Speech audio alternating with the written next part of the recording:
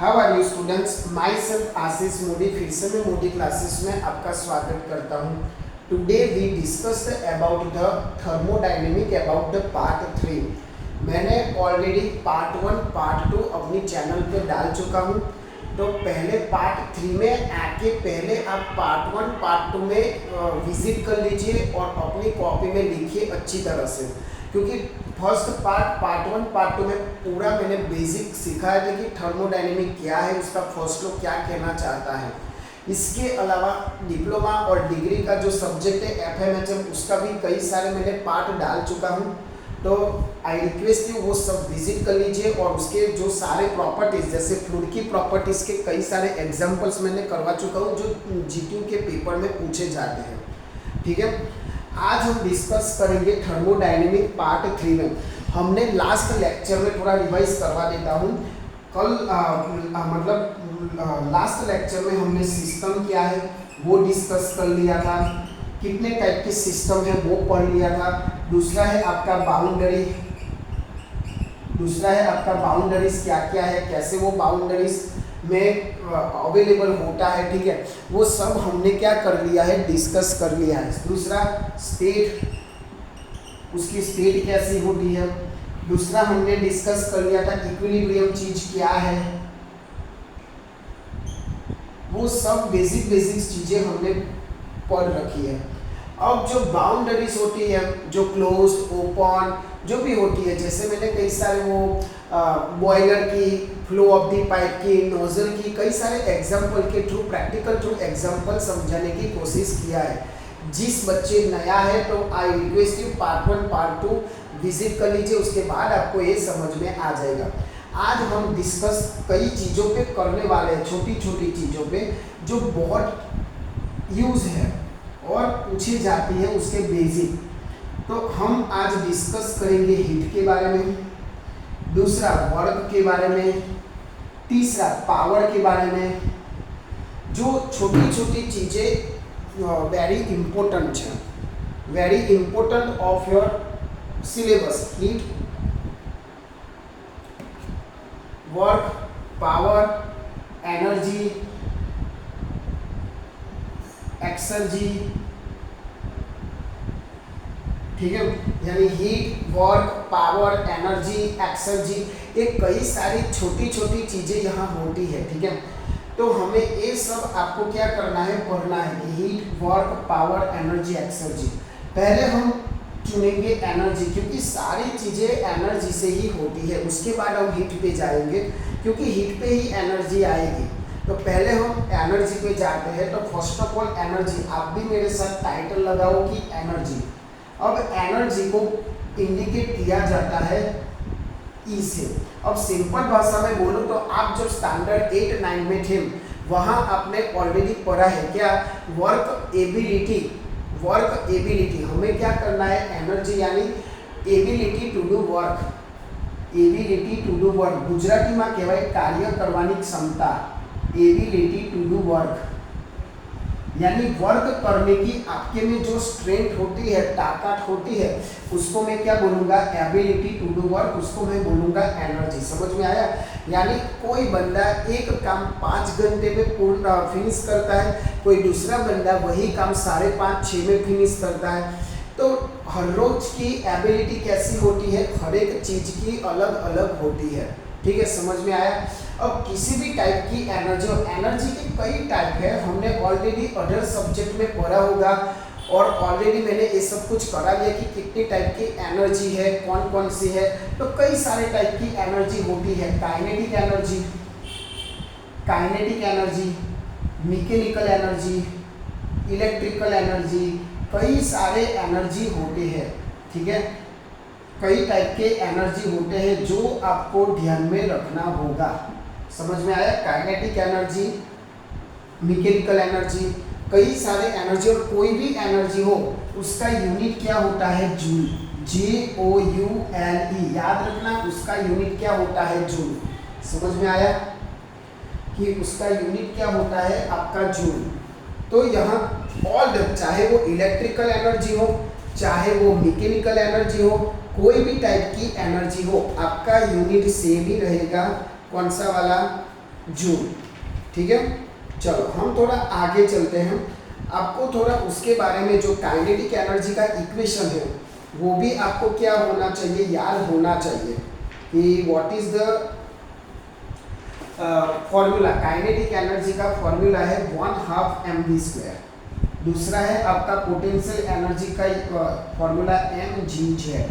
ठीक है, तो वो जरा छोटी सी इंफॉर्मेशन लिख देना और एनर्जी की डेफिनेशन आपको मैंने समझाई कि क्या है क्या नहीं, लिख लो फटाफट।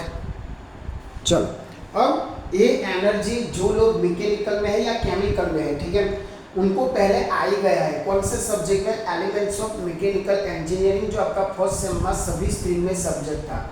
उसमें एनर्जी के दो टाइप मेन थे, इंटरनल एनर्जी और एक्सटर्नल एनर्जी। इंटरनल एनर्जी और दूसरा कौन सा, एक्सटर्नल एनर्जी। अब आप बोलोगे सर ये कैसा है, तो मैं समझा देता हूँ भाई। देखो, मैंने बोला एक तो energy ability to do work, उसका यूनिट जूल भी होता है। ठीक है, और यहाँ मेन टाइप आपका क्या होता है, मेन टाइप आपका इंटरनल एनर्जी और दूसरी कौन सी है, एक्सटर्नल एनर्जी। ये सब एक्सटर्नल एनर्जी में आएंगे क्योंकि हम बाहर से लगाएंगे। जो काइनेटिक एनर्जी वेलोसिटी, तो अपने आप तो वेलोसिटी प्रोड्यूस नहीं होगी, मुझे बाहर से कुछ फोर्स देना पड़ेगा। तो एक्सटर्नल का मतलब क्या होता है, ऐसी एनर्जी जो बाहर से प्रोवाइड किया जाता है, तो उसको मैं क्या बोलूँगा, kinetic energy, mechanical energy, potential energy भी बोला जाता है उसको, पोटेंशियल एनर्जी। हाँ, मेरी थोड़ी गलती है, this the formula of potential energy, हाँ mgz, वो पोटेंशियल एनर्जी है। तो ये सारी एनर्जी जो हम बाहर से प्रोवाइड करते हैं, उसको मैं क्या बोलूँगा, पोटेंशियल एनर्जी। ठीक है, समझ में आया ये। और ये एक्सटर्नल एनर्जी, और उसका दूसरा यूनिट क्या होता है, न्यूटन इंटू मीटर। ये भी चलेगा, ये भी चलेगा। एनर्जी के दो यूनिट होते हैं, जूल और न्यूटन मीटर। अब आप सोचोगे कि सर चलो एक्सटर्नल तो मुझे समझ में आ गया, जो आप बाहर से अप्लाई करोगे, but what about the internal energy. यानी मैं एक चीज लूँ, आपने 2-3 दिनों से खाया नहीं है, तो क्या आप चल भी नहीं पाओगे, क्या आप चल पाओगे ना, दौड़ सकोगे, काम कर सकोगे, तो वो क्या है, अपने में स्टोर इंटरनल एनर्जी है। तो वो कौन से कारण होती है, आपकी एटॉमिक एनर्जी। एटॉमिक एनर्जी यानी आपके ऑब्जेक्ट में जो भी एटम प्रेजेंट है, तो उनके अंदर रहेली स्टोर द एनर्जी, उसको मैं क्या बोलूँगा, एटॉमिक एनर्जी। दूसरा मोलेक्युलर एनर्जी, यानी इस एनर्जी को कोई बाहर का फोर्स की जरूरत नहीं है, अपने आप ही खुद से वर्क करना पड़ता है। जैसे कि कई सारे बच्चे होते हैं, कई सारे स्टूडेंट्स होते हैं जो अपने आप पढ़ने लगते हैं, उनको बोलने की जरूरत नहीं है, तो this is the internal. But कई सारे ऐसे बच्चे जिनको बहुत सारा फोर्स करना, बार बार उनके पेरेंट्स बोलते हैं कि चल पढ़ लो, बस छुपके फ्री फायर खेलते हैं। माँ बाप को लगता है कि यूट्यूब पे वीडियो देख के वो लिख रहा है, बट एक्चुअली कोई और ही होता है। आप सभी इसी आदत से परेशान हो, सभी पेरेंट्स भी परेशान होंगे, बट क्या करें, बच्चे हैं, जो अपनी आदत से सुधरे तो अच्छा है, बाकी क्या करेंगे। तो मोलेक्युलर एनर्जी, तो ऐसे उसके टाइप होते हैं जो अपने आप, मतलब उसको बाहर का फोर्स की जरूरत नहीं पड़ेगी। समझ में आया।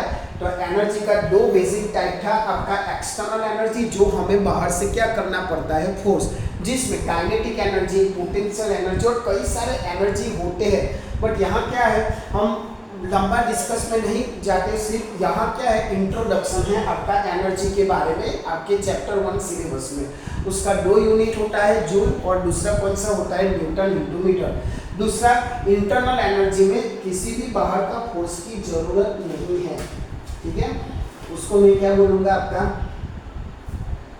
Internal energy. अब दूसरी चीज है, टोटल एनर्जी क्या होती है, टोटल एनर्जी यानी टी, टोटल एनर्जी यानी A, internal energy plus external energy. समझ में आया भाई। टोटल एनर्जी क्या होती है, इन दोनों का एडिशन कर लो तो आपको इंटरनल एनर्जी और टोटल एनर्जी मिल जाएगी। उसका एडिशन करोगे तो आपको मिल जाएगी टोटल एनर्जी। खत्म। तो ये एनर्जी का टॉपिक था आपका, अच्छे से लिखिए, कॉपी करिए, और कोई नई बात तो नहीं है उसमें।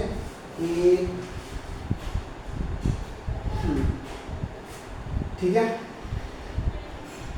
अब यहाँ सिंपल आपको एग्जांपल पूछे, करा नहीं रहा हूँ, पूछे कि वेलोसिटी दिया हो और वेलोसिटी किस में लेना है भाई, एफएम में भी पढ़ा है, मीटर पर सेकंड में ही लेना है और मास आपका किलोग्राम में लेना है। तो ये छोटी छोटी चीज़ें अब याद रखना भाई, क्योंकि हर बार वो रिवीजन कराना, हर बार क्या ना कभी कभी भूल भी जाता हूँ।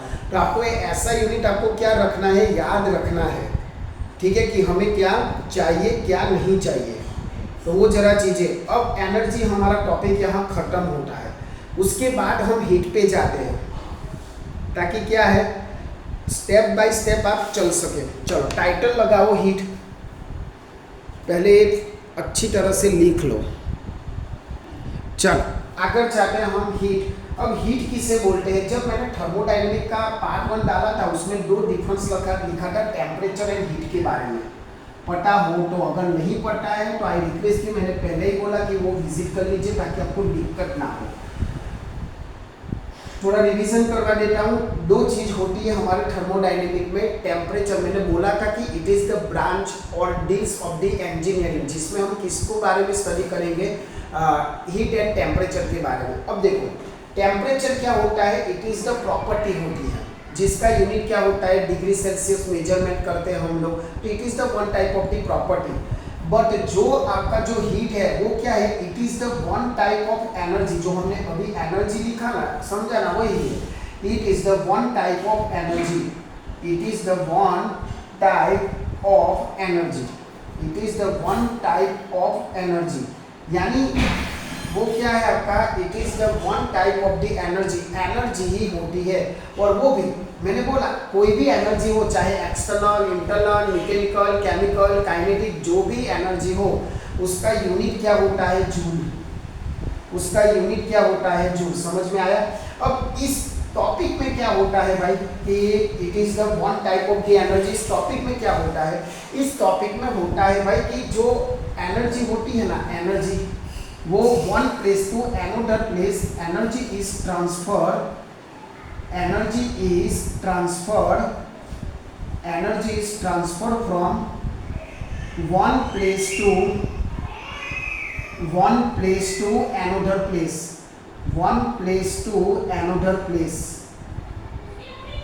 क्या बोला जाता है भाई, जो एनर्जी है ना, energy it is the transfer from one place to the another place. अब मुझे ये बताओ, अपने आप तो एनर्जी ट्रांसफर नहीं होगी।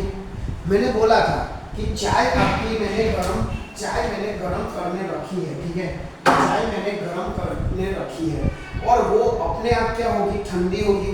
क्यों भाई, क्योंकि हीट का फ्लो हो रहा है। कहाँ से फ्लो हो रहा है, सिस्टम तो सराउंडिंग, वो भी ऑलरेडी मैंने डिस्कस कर दिया, सिस्टम क्या है, सराउंडिंग क्या है। तो मैंने जो चाय गरम करके गैस बंद करके रखी है वो अपने आप हीट फ्लो होगा। कहाँ से फ्लो होगा, high temperature to the lower temperature, because surrounding temperature is the lower compare to the system. ठीक है, समझ में आया। तो यहाँ high temperature to lower temperature heat का फ्लो होगा। तो वही है कि, और हीट का फ्लो यानी एनर्जी का फ्लो, तो वही हुआ, energy is the transfer from one place to the another place. आप इसको ऐसा भी बोल सकते हो, क्या बोल सकते हो, higher temperature to lower temperature की साइड जाएगी, higher temperature to lower temperature side जाएगी।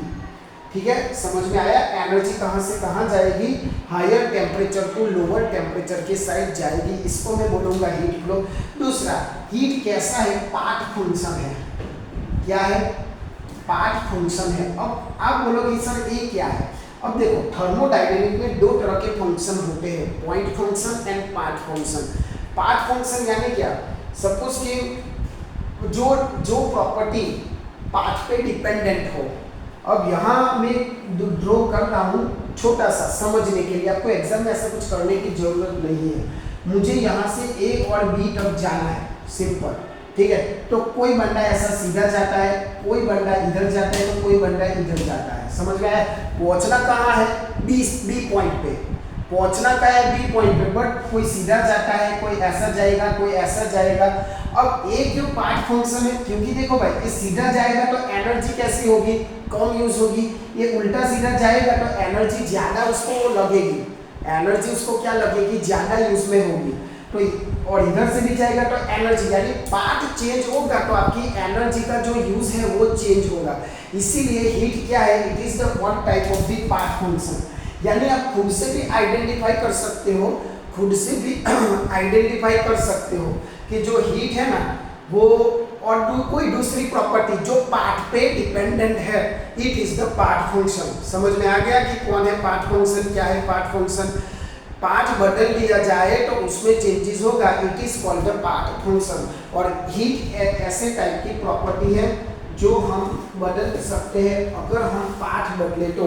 और दूसरा पॉइंट पे डिपेंडेंट करें, जैसे कि temperature, temperature is the point function. क्यों भाई, क्योंकि इस पॉइंट का टेम्परेचर और इस पॉइंट का टेम्परेचर कोई बदल नहीं जाएगा सिस्टम में। समझ में आया है मैंने क्या बोला हो, तो ये जरा आपको ध्यान रखना है। दूसरा होता है आपके में पार्ट फंक्शन, तो मैंने समझा लिया। दूसरी चीज है heat transfer rate. Heat transfer rate, यहाँ ट्रांसफर तो लिख दिया, ठीक है, बट हीट ट्रांसफर रेट यानी इतने टाइम में कितना, मैंने बोला था आगे भी, जब भी रेट आए वर्ड्स क्या है रेट, तो उसमें टाइम लगेगा। रेट आए तो उसमें क्या लगेगा, टाइम। यानी heat transfer rate, heat transfer rate,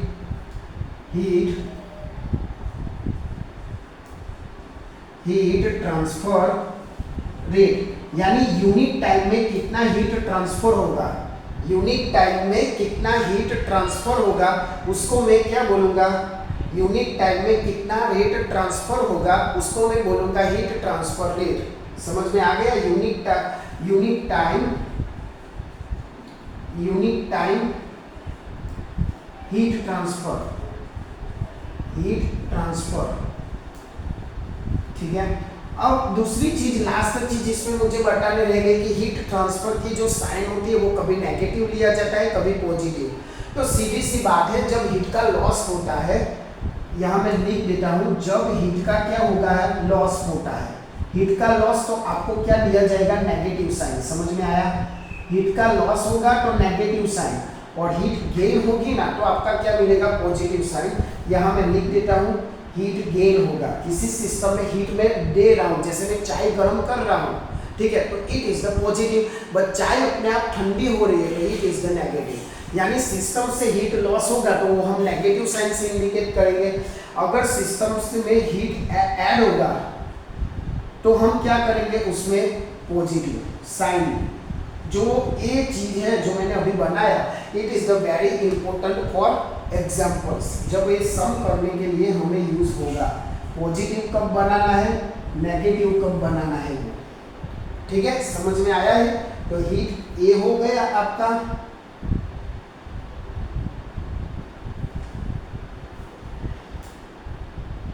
ठीक है, और पॉजिटिव को आप ऐसे भी ले सकते हो कि heat transfer to be system from surrounding. कोई बुक में ऐसा भी लिखा जाता है कि हीट ट्रांसफर पॉजिटिव कब है, मैं यहाँ लिख देता हूँ पॉजिटिव कब है, जब उसका फ्लो सिस्टम फ्रॉम सराउंडिंग, ठीक है, ऐसा भी आप लिख सकते हो। कभी कभी बुक में ऐसा, बट चीज एक ही है। मैं समझा रहा हूँ कि किसी वर्ड्स में मतलब अडर ट्विस्टेड आ जाए तब आप क्या लिखोगे, तो हीट पॉजिटिव भी उसमें आएगी, सिस्टम फ्रॉम सराउंडिंग, और नेगेटिव उससे उल्टा, सराउंडिंग फ्रॉम सिस्टम, ठीक है। ये हुआ आपका पूरा हीट का और एनर्जी का, क्योंकि heat is the one type of the energy, ठीक है। तो वो इस मैंने समझा दिया, यहाँ हीट क्या है, एनर्जी क्या है, याद रखना और अपनी कॉपी, अपनी जो नोटबुक है उसमें कॉपी करना, ठीक है। अब हमारा है वर्क। वर्क क्या होता है भाई, वर्क इज द जो आपने एबिलिटी टू डू वर्क, उसके फॉर्मूला से ही हम जानेंगे कि वर्क क्या चीज है। सिंपल, फोर्स इनटू डिस्प्लेसमेंट, यानी आप किसी भी चीज पे फोर्स लगाए, ठीक है, उसका वो प्लेस चेंज होगा। अगर नहीं होगा तो आपका वर्क जीरो होगा। वो कैसे होगा, क्या है क्या नहीं, ठीक है, तो हम देखेंगे कि वर्क क्या है। बट यहाँ तक मैंने हीट, एनर्जी, आगे का जो पार्ट 2 पार्ट 3 है, ठीक है, वो आप देख लो, कॉपी करो। उसके बाद हम नेक्स्ट लेक्चर में वर्क के टाइप, वर्क क्या होता है, ठीक है, वो भी डिस्कस कर लेंगे। बट आप अभी तक ये जो FMHN की बाकी है वीडियो देखना, तो आई रिक्वेस्ट कि वो अपने नोटबुक में लिखे करें। इसका भी पार्ट 3 मैंने अपलोड कर दिया है, ठीक है। पार्ट 3 अपलोड करूंगा तो, पर उसके पहले पार्ट 1 पार्ट 2 का आप देख लीजिए ताकि आपको समझ में आ जाएगा टाइप्स ऑफ दी बाउंड्री ये सब। तो इस लेक्चर में हम इतना रखते हैं जिसमें मैंने हीट और एनर्जी कवर किया। अब हमारी 3 प्रॉपर्टीज बाकी है आपके according to the syllabus, work, power, exergy. But इसके लिए आपको ये 3 जो भी समझाया वो आना पड़ेगा, ठीक है। तो आप अपने फ्रेंड्स तक भी पहुंचाओ जिसको ये समझ में नहीं आता है व्हाट इज द थर्मोडायनेमिक्स, और चैनल को सब्सक्राइब करो। और आपको कोई भी डाउट हो तो नंबर दिए गए व्हाट्सअप करो, कमेंट करो कि क्या है सर एक्शन, मतलब जो ये लोअर टेम्परेचर हायर टेम्परेचर किसी भी प्रकार का डाउट हो पूछ सकते हो। अब अगले मंथ में आपका मिड सेम भी आने वाला है, तो आई रिक्वेस्ट कि ये सब आप अभी से प्रिपरेशन करके जारी रखो ताकि आपको बाद में दिक्कत ना हो। तो हमेशा की तरह आप ऐसा काम करो कि दुनिया करना चाहे आपके जैसा। जय हिंद, जय भारत।